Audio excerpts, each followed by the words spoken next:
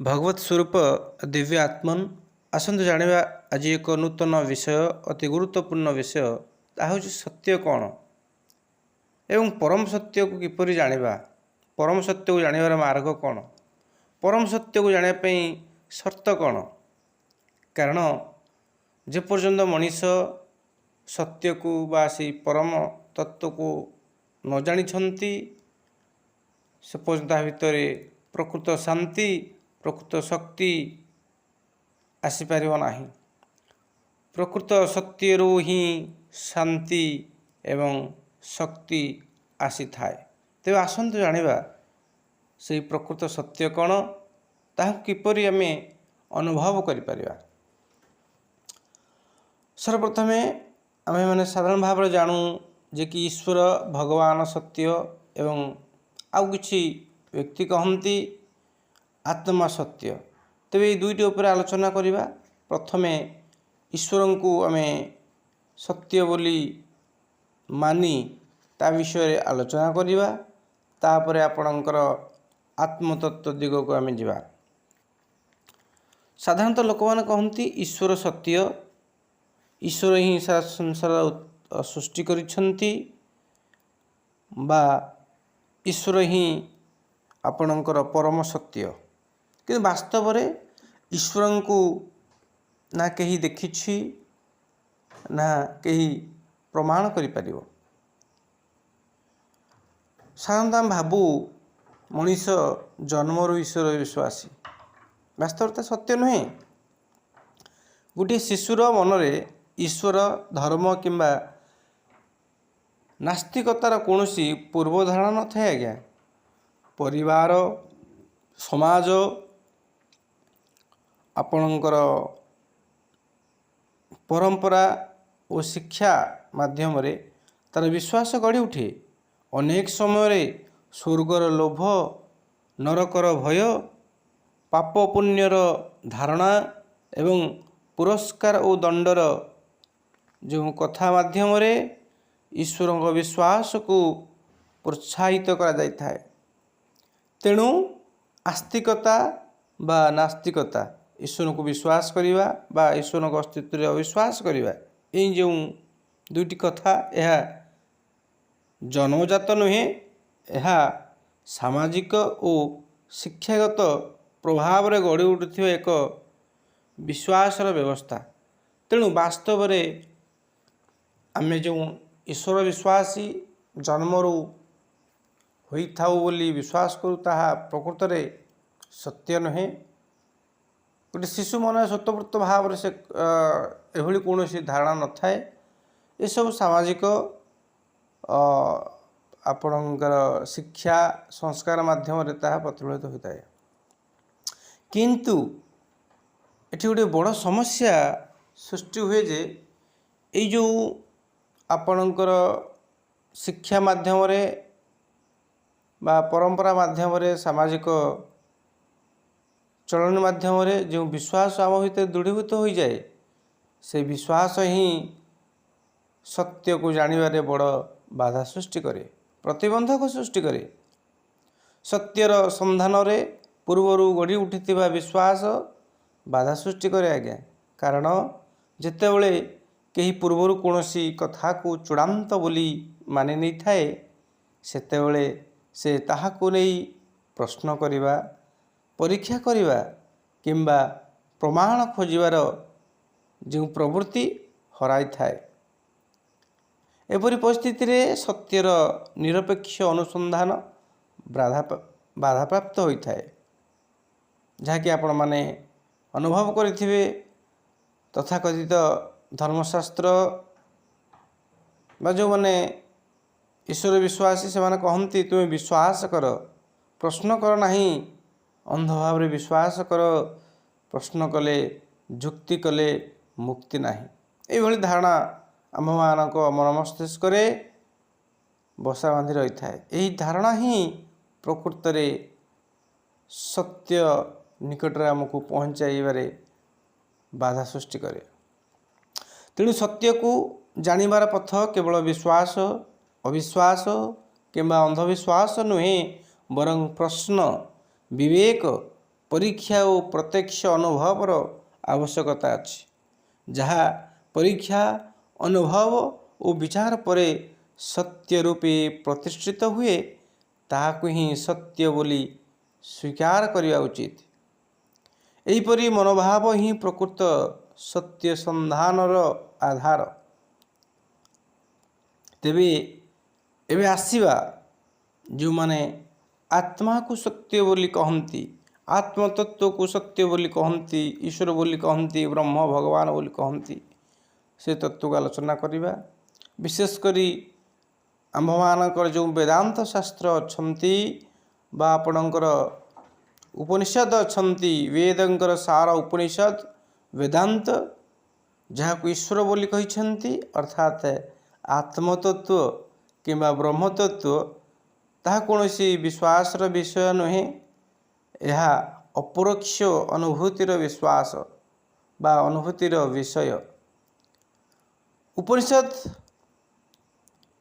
କେଉଁଠି ମଧ୍ୟ କୁହନ୍ତି ନାହିଁ ଯେ ପ୍ରଥମେ ମାନ ପରେ ଜାଣ, ବରଂ ଉପନିଷଦ କହନ୍ତି ଜିଜ୍ଞାସା କର, ବିଚାର କର, ଅନୁଭବ କର ଏବଂ ତାପରେ ମାନ। ବେଦାନ୍ତରେ ଅଜ୍ଞାନ ଅର୍ଥାତ୍ ଅବିଦ୍ୟାର ଅର୍ଥ କେବଳ ନ ଜାଣିବା ନୁହେଁ ଆଜ୍ଞା, ବରଂ ଯାହା ଜଣା ନାହିଁ ତାହାକୁ ଆପଣ ଜାଣିଛନ୍ତି ବୋଲି ମନରେ ଧାରଣା ଆଣିବା ମଧ୍ୟ ଅଜ୍ଞାନ ବା ଅବିଦ୍ୟାର ପରିସରଭୁକ୍ତ। ଯଦି କେହି ଜାଣିବା ପୂର୍ବରୁ କହିଦିଏ ଯେ ଈଶ୍ୱର ଅଛନ୍ତି ବା ଈଶ୍ୱର ନାହାନ୍ତି, ତେବେ ଉଭୟ କ୍ଷେତ୍ରରେ ଅନୁସନ୍ଧାନ ବନ୍ଦ ହୋଇଯାଏ। ନିଷ୍କର୍ଷ ପୂର୍ବରୁ ଅନୁସନ୍ଧାନ ବନ୍ଦ ହୋଇଗଲେ ସତ୍ୟର ଦ୍ୱାର ମଧ୍ୟ ସବୁଦିନ ପାଇଁ ବନ୍ଦ ହୋଇଯାଏ। ତେଣୁ ଉପନିଷଦର ଆହ୍ୱାନ ଅଛି ବା ଉପନିଷଦ ଆହ୍ୱାନ କରୁଛନ୍ତି, ଆତ୍ମା ଭାବରେ ଦ୍ରଷ୍ଟବ୍ୟ, ଶ୍ରୋତବ୍ୟ, ମନ୍ତବ୍ୟ, ନିଦିଧ୍ୟାସତବ୍ୟ। ଅର୍ଥାତ୍ ପ୍ରଥମେ ଶୁଣ, ପରେ ଯୁକ୍ତି ଦ୍ୱାରା ବିଚାର କର, ତାପରେ ଶରୀର ଗଭୀର ଭାବରେ ଧ୍ୟାନରେ ପ୍ରତ୍ୟକ୍ଷ ଅନୁଭବ କର।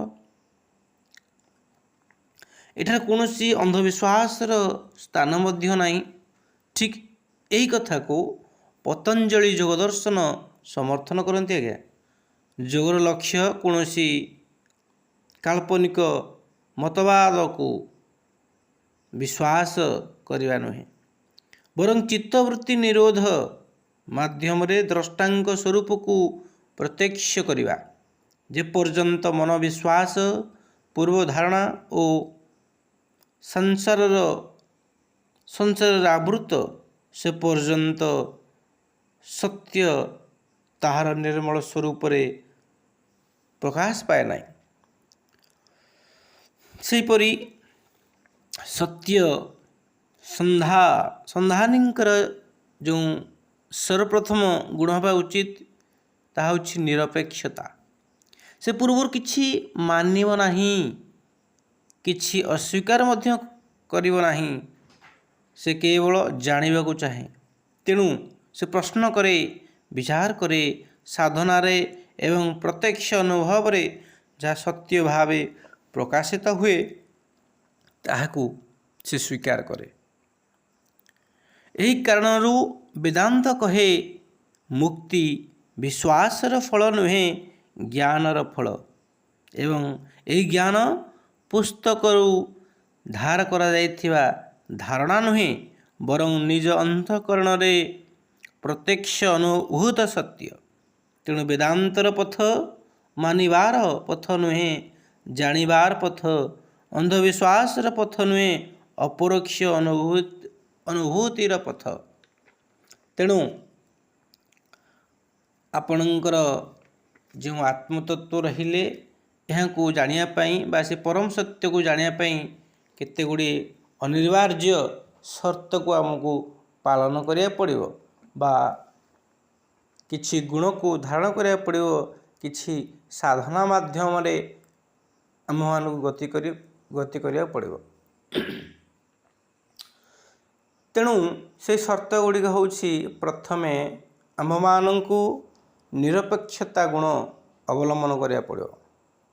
निरपेक्षता अर्थात पूर्वरु यह सत्य किंबा यह मिथ्या बोली जो निष्पत्ति आम नहीं जाऊ से आमको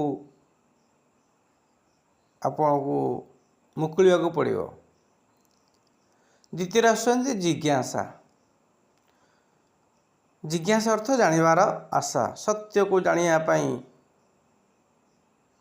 गभीर आंतरिक आकांक्षा। तृतीय आसुँच विवेक। विवेक कौन आज्ञा?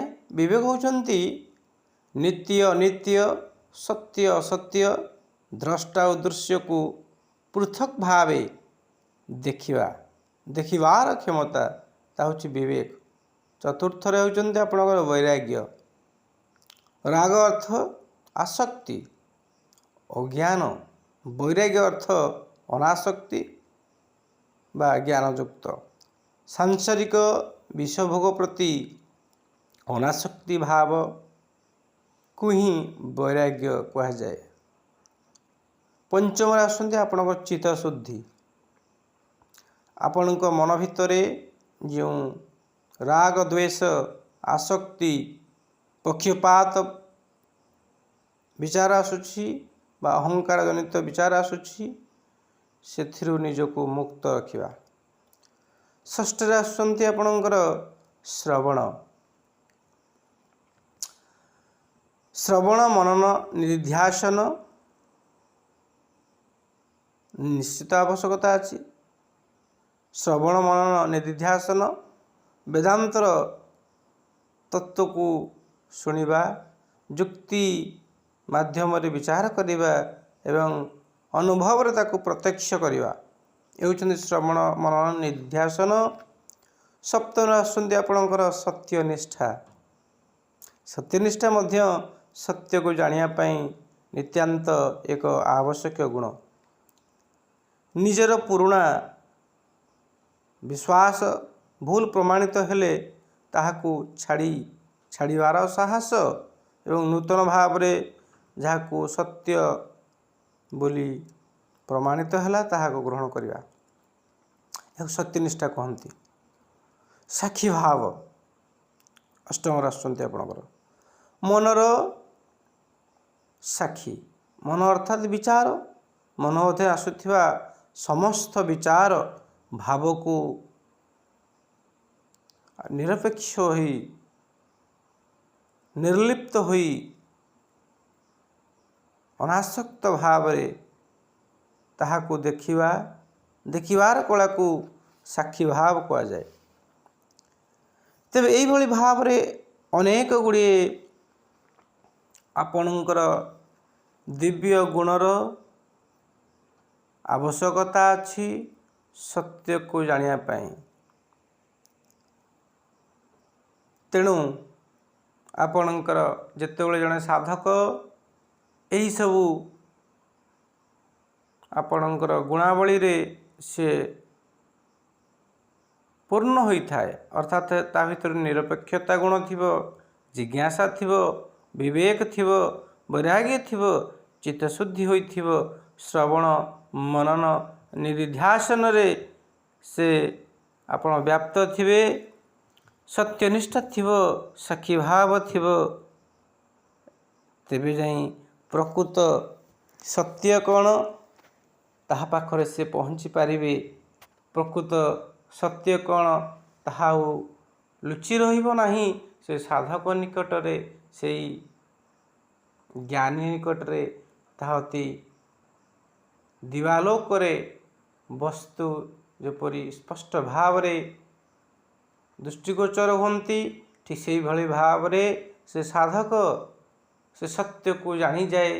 से सत्य अन्य के ही नुहे, से ही परम सत्य, से निजे ही से परम शांति, से निजे ही से समस्त शक्तिर उत्स बोली से शेष जानी जाई थाए।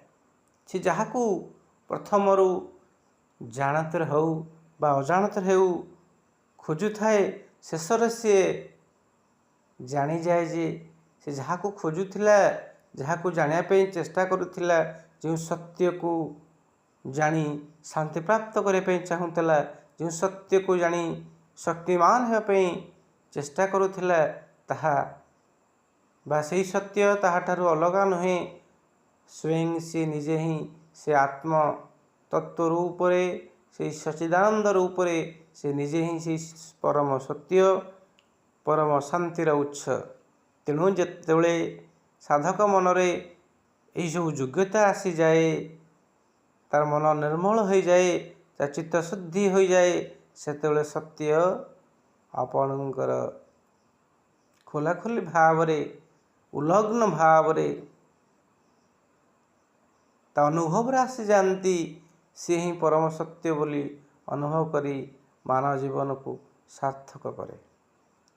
ତେବେ ଆଶା କରୁଛି, ଯଦି ଆପଣ ସତ୍ୟର ସନ୍ଧାନୀ, ପ୍ରକୃତରେ ପରମ ସତ୍ୟକୁ ଜାଣିବା ପାଇଁ ଚେଷ୍ଟା କରୁଛନ୍ତି, ତେବେ ମୋର ଅନୁରୋଧ, ଆପଣ ନିଜର ପୂର୍ବ ଧାରଣାକୁ ତ୍ୟାଗ କରନ୍ତୁ। ଆପଣ କ'ଣ ଜାଣିଛନ୍ତି, ମାନିଛନ୍ତି, ତାହା ମହତ୍ଵ ନାହିଁ। ପ୍ରକୃତରେ ଜାଣିବା ପାଇଁ ଚେଷ୍ଟା କରନ୍ତୁ। କୌଣସି ନିଷ୍କର୍ଷରେ ଉପନୀତ ହୋଇ ସତ୍ୟକୁ ସନ୍ଧାନ କରନ୍ତୁ ନାହିଁ ବା ସତ୍ୟର ଅନ୍ୱେଷଣ କରନ୍ତୁ ନାହିଁ, ଆପଣ ଠକିଯିବେ। ତେଣୁ ଗୋଟିଏ ପ୍ରାପ୍ତ ବୟସ୍କ ମଣିଷ ମନରେ ଶିଶୁବତ୍ କୋମଳ ଜିଜ୍ଞାସାଟିଏ ରହିବା ଅତି ଆବଶ୍ୟକତା ଅଛି। ସେ ସ୍ୱଚ୍ଛ ଭାବରେ, ନିର୍ମଳ ଭାବରେ ସତ୍ୟକୁ ଜାଣିବା ପାଇଁ ତା ମନ ମଧ୍ୟରେ ଯେଉଁ ଇଚ୍ଛା ସୃଷ୍ଟି ହେଉଛି, ତାହାକୁ ବଢ଼ାନ୍ତୁ। ବୈଜ୍ଞାନିକ ଦୃଷ୍ଟିକୋଣରୁ ବା ଯୌଗିକ ପଦ୍ଧତିରେ ଆପଣ ଯେତେବେଳେ ସାଧନ ପ୍ରଣୟ ହେବେ, ଆପଣଙ୍କର ଦିବ୍ୟ ଗୁଣର ଅଧିକାରୀ ହେବେ, ତେବେ ଆପଣ ନିଶ୍ଚିତ ରୂପରେ ସେହି ପରମ ସତ୍ୟ, ସେହି ପରମ ତତ୍ଵ, ସେହି ବେଦାନ୍ତ ତତ୍ଵ ସହିତ ଆପଣ ପରିଚିତ ଲାଭ କରିବେ, ଯାହାଫଳରେ କି ଆପଣଙ୍କର ମନ ମସ୍ତିଷ୍କରେ ଭରି ରହିଥିବା ଅନ୍ଧବିଶ୍ୱାସ, କୁସଂସ୍କାର ଦୂରୀଭୂତ ହେଇଯିବ। ଆପଣଙ୍କର ଆଦି ଭୌତିକ, ଆଦି ଦୈବିକ, ଆଧ୍ୟାତ୍ମିକ ବା ଏହି ତ୍ରିତାପରୁ ଆପଣ ମୁକ୍ତ ହୋଇ ଆପଣ ଶାରୀରିକ, ମାନସିକ ଭାବରେ ସଶକ୍ତ ହେବେ, ଶାନ୍ତି ଲାଭ କରିବେ। ନିଜେ ହିଁ ପରମ ସତ୍ୟ, ପରମ ଶାନ୍ତିର ଉତ୍ସ ବୋଲି ଅନୁଭବ କରି ନିଜର ମାନବ ଜୀବନକୁ ସାର୍ଥକ କରିବେ।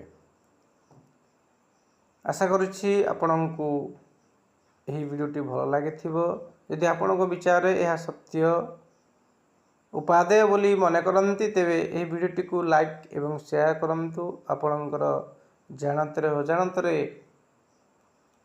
ଆପଣ ନିଜର ଉପକାର କରନ୍ତୁ, କାରଣ ସତ୍ୟର ସନ୍ଧାନୀ ପାଇଁ ଯେଉଁ ନିତ୍ୟାନ୍ତ ସର୍ତ୍ତ ଗୁଡ଼ିକ ଆବଶ୍ୟକତା ଅଛି, ତାହାକୁ ଜାଣିବା ନିତ୍ୟାନ୍ତ ଆବଶ୍ୟକ। ତେଣୁ ଆପଣଙ୍କର ଗୋଟିଏ ସେୟାର ଅନେକଙ୍କ ଜୀବନରେ ଆଲୋକର ଶିଖା ଭଳି କାମ କରିବ, ପଥ ଦେଖାଇବ। ତେଣୁ ଆପଣଙ୍କର ସର୍ବାଙ୍ଗୀନ ଉନ୍ନତି କାମନା କରି ବାଣୀକି ବିଶ୍ରାମ ଦେଉଛି। ସପ୍ରେମ ଜୟଜୀ ଭଗବତ ସ୍ୱରୂପ ଦିବ୍ୟ ଆତ୍ମନ୍।